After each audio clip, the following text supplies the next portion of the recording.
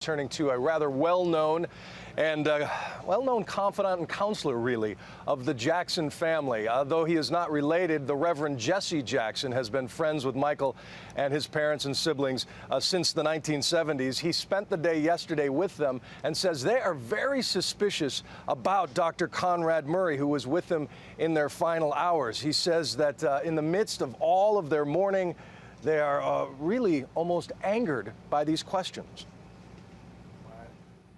When did the doctor come? What did he do? Did he inject him? If so, with what?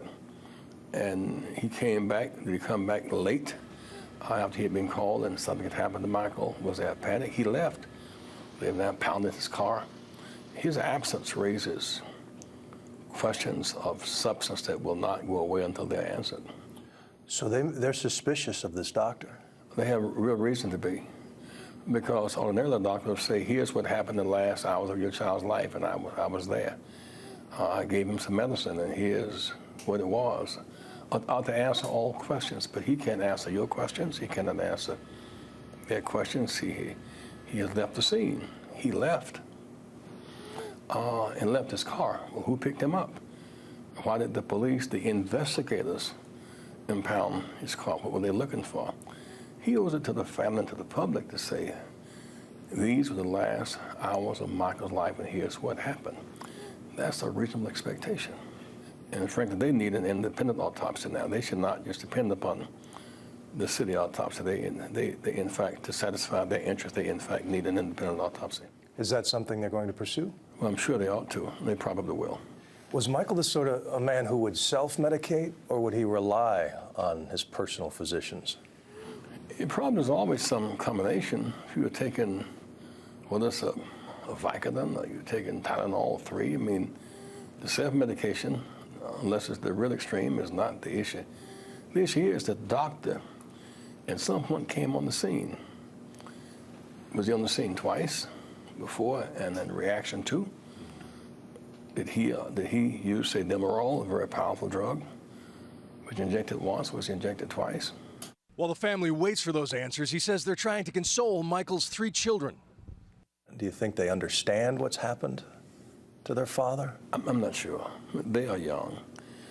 The good news is they do have grandparents. They do have uncles and aunts. They do have first cousins. So they have a family in which they can begin to build out their relationships. And that's the good news for them. How does the family feel about who should get custody of his children? We didn't discuss that. The children were there. They were in the yard with their cousins and all of that. And the family has a lot to work through.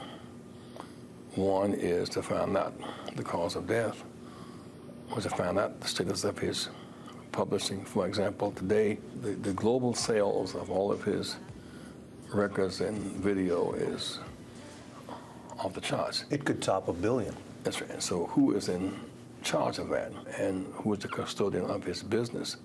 These are very real questions, and they will be answered, but it takes some time. After all, it's hard to say it, you know, but 24 hours, Michael Jackson is dead. It's hard to construct that sentence.